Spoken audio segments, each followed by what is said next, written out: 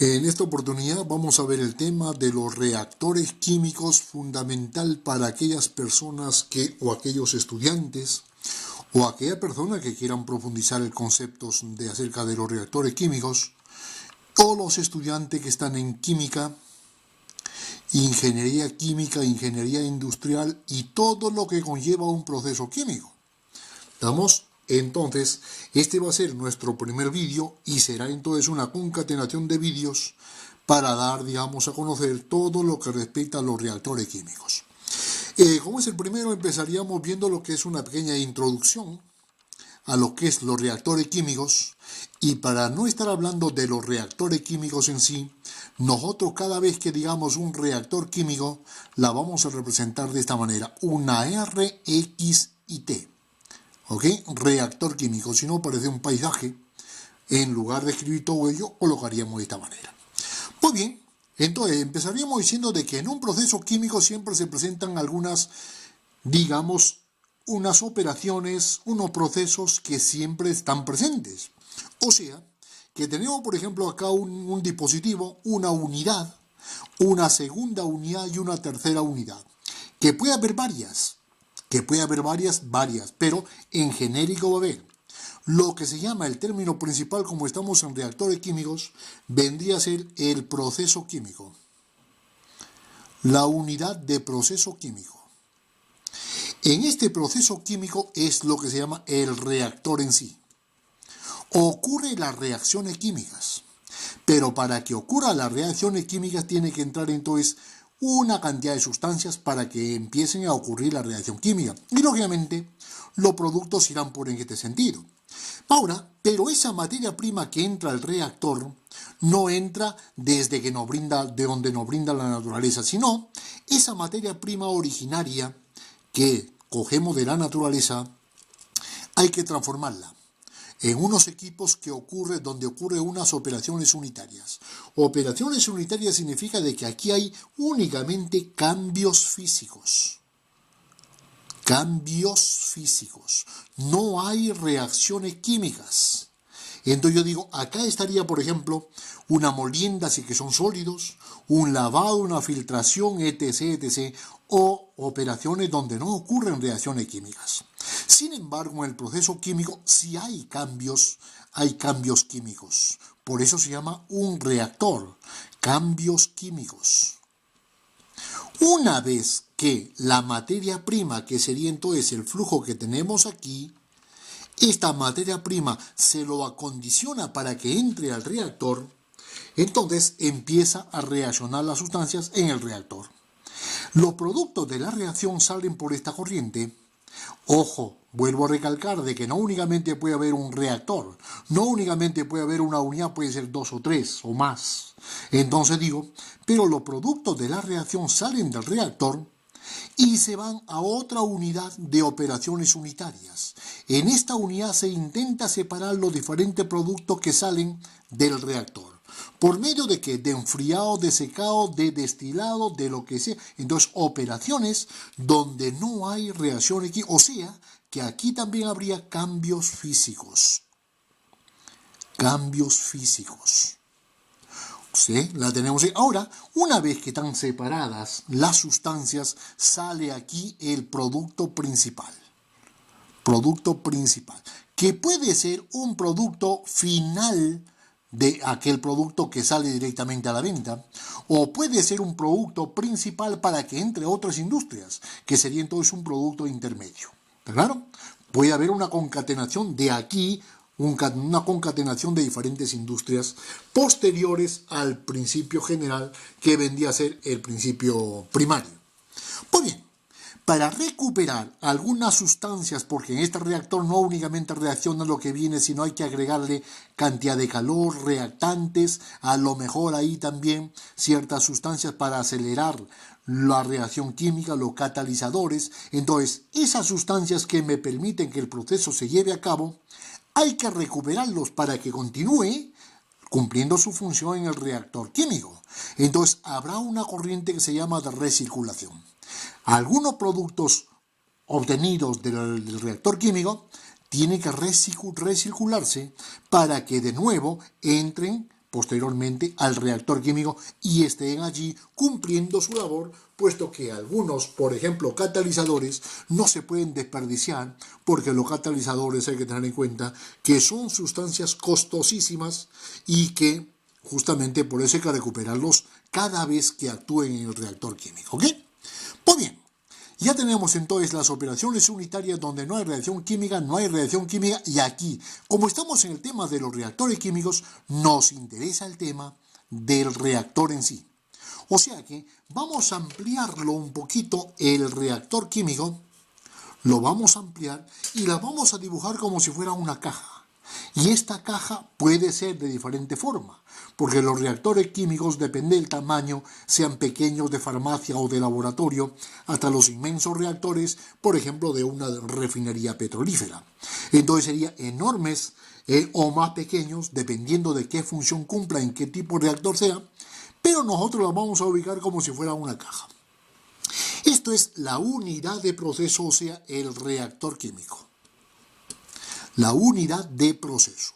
Pues bien, acá entrarían ciertas cantidades, entrada al reactor, que vendría a ser las funciones de esta corriente, entrada, y habría una o más salidas, como puede haber también una o más entradas. Entonces aquí las salidas. Pues bien, ahora, las entradas. Vamos a generar, por ejemplo, aquí, tomar en cuenta una sustancia primordial, una sustancia que esté en la entrada. Por lo tanto, diríamos, acá entraría una NDA, y para definir que estamos en la entrada, se puede colocar como NDA sub 0 o NDA a la entrada, me es indiferente. Vamos a colocarlo NDA sub 0. Esto se refiere a los moles de la sustancia A que entra. Moles de A. De la sustancia A que entra. Pero muchas veces no nos dan los moles de A, no consideramos los moles de A, sino consideramos el F de A a la entrada. Y esto sería moles de A que entran, pero por unidad de tiempo. Moles de A por segundo. Ahora, y no únicamente queremos los moles de A a la entrada, tanto como flujo como cantidad de moles, sino también el Q sub 0, que vendría a ser entonces el caudal de entrada. Caudal, que puede ser moles o litros por segundo o kilogramos por segundo o mole por segundo, que muchas veces estas tres magnitudes están relacionadas de esta manera. Siempre va a ser el F de A sub 0 va a ser igual a la Q sub 0 multiplicado por la concentración de A. Que la concentración de A no son ningunas. De esta relación calcularíamos nosotros la C de A sub 0. Esta relación es muy fácil porque tú te puedes imaginar que estás hablando de la facultad de química. F es igual a Q por A, facultad de química. Y así no te puedes obviar o no te puedes olvidar de esa relación.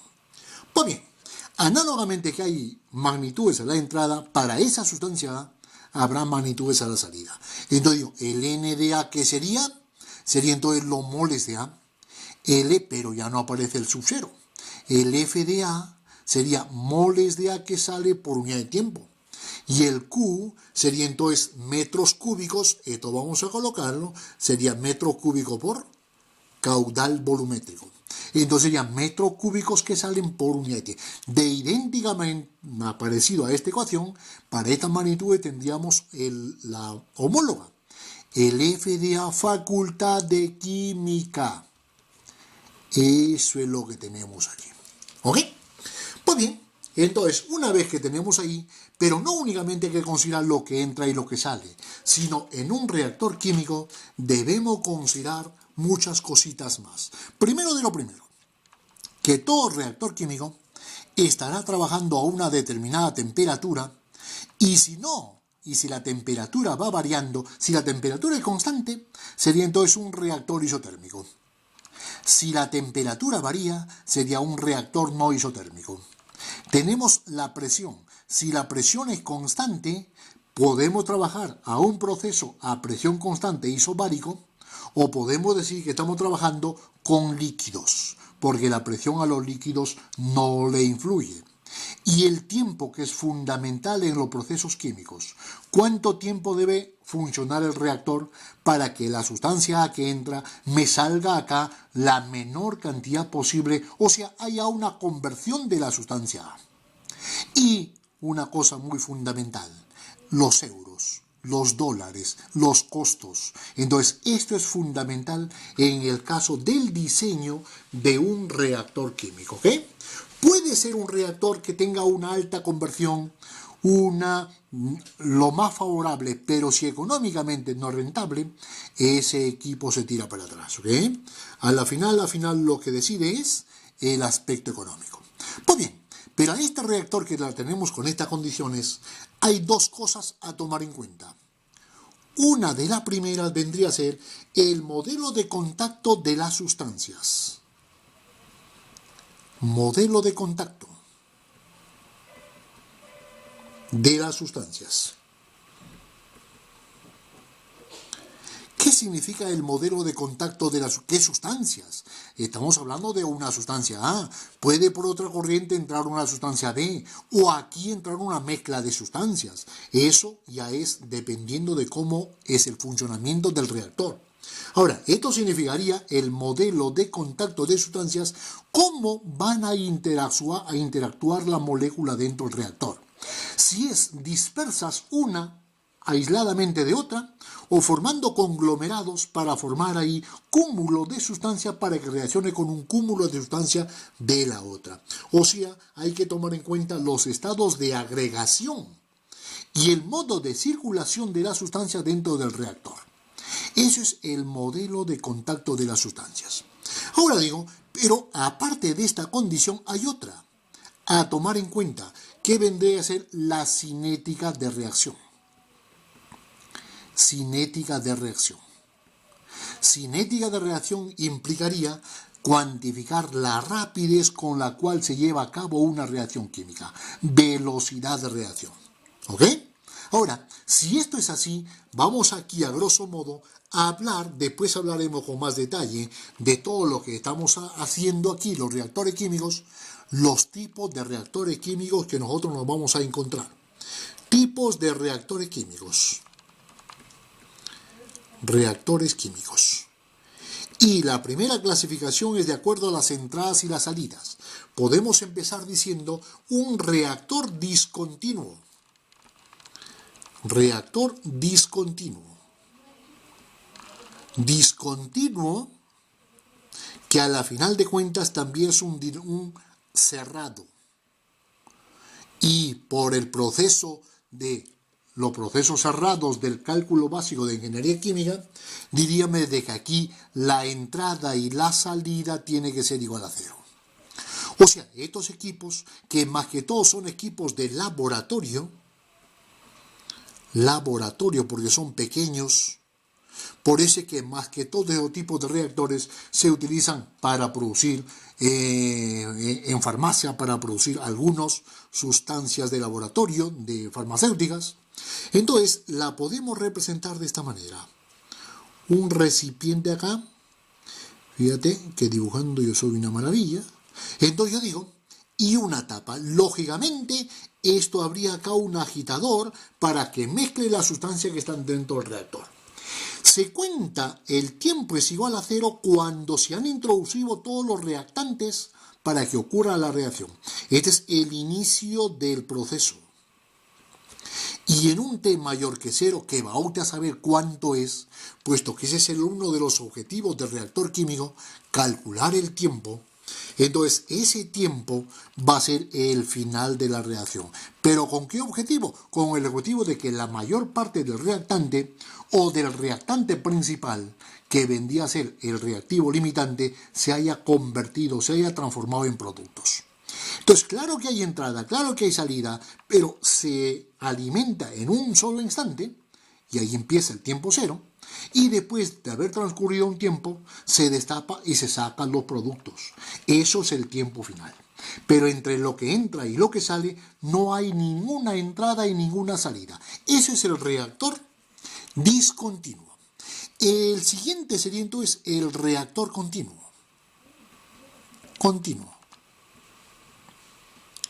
Discontinuo significa de que, claro, es un reactor abierto, o sea, hay entrada diferente de cero y la salida diferente de cero. O sea, esto implicaría que tenemos que, voy a dibujar acá, un reactor, por ejemplo, de mezcla perfecta o de mezcla total, que al final es lo mismo. La tenemos esto y ponte que haya una entrada y una salida. Entonces digo, voy a que sea, por ejemplo, el FDA sub 0 y aquí el FDA. El FDA, como el A es la sustancia fundamental, vamos a llamarlo de aquí para adelante ya, de que este A sería entonces el reactivo limitante. O sea, la sustancia primordial para que se lleve a cabo la reacción química. Y lógicamente, como es un reactor de mezcla total, vamos a dibujar aquí un mezclador para que toda la sustancia que está dentro del reactor pues esté agitada. Un mezclamiento total. Pues bien, esto significaría entonces que hay entrada y hay salidas. Esta entrada puede ser igual a la salida. Si la entrada es igual a la salida, no habría acumulación. Esto significa que estaríamos en un estado estacionario. Si la entrada es mayor que la salida, habría una acumulación en el reactor, acumulación mayor que cero. Pero si la salida es mayor que la entrada, habría lo que hay dentro, se va consumiendo cada vez más, que a la final habría una acumulación pero menor que cero. Todo depende de cómo sea entonces el caudal de entrada y el caudal de salida. Pero para que sea continuo tiene que haber una o más entradas, una o más salidas. El tercero de los casos vendría a ser entonces el reactor discontinuo o semicontinuo. Bueno, discontinuo, el semicontinuo, que ya como tú puedes imaginarte, esto vendría a ser o que no haya la entrada o que no haya la salida. O sea, que podemos analizarlo de esta manera, diríamos entonces, o que tenga una sola entrada y después de un tiempo T, como en el discontinuo, se saque todos los productos, o puede ser al revés, de que únicamente tenga salida y aquí el agitador y que después de un cierto tiempo, pues lógicamente ocurra, esto sería el FDA sub 0, aquí no hay salidas y aquí sería entonces el FDA. Esto vendría a ser un reactor semicontinuo, ¿va? Entonces yo digo, estos son los más problemáticos de analizar porque es casi una combinación del continuo con el discontinuo. Ya veremos en algunos problemas, en alguna teoría, cuando entremos en el tema del discontinuo. Y aún más, sería discontinuo cuando estaríamos, por ejemplo, siempre estamos hablando aquí en estados estacionarios. Ahora, si hablamos, por ejemplo, semicontinuo, puede ser, ¿de qué cosa? Isotérmico o no isotérmico. Eso de isotérmico o no isotérmico la veríamos entonces cuando estemos hablando de la influencia de la temperatura en el reactor. Temperatura constante diríamos isotérmico, temperatura variable no isotérmico. Pues bien, esto sería entonces la primera parte, el primer bosquejo de lo que significan los reactores químicos.